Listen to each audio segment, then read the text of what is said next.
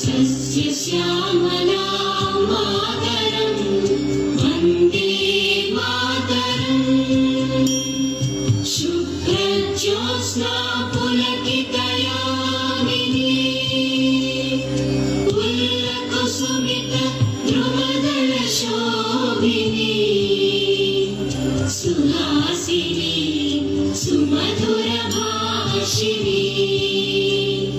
सुखदां वरदां मातरं वन्दे मातरं वन्दे मातरं।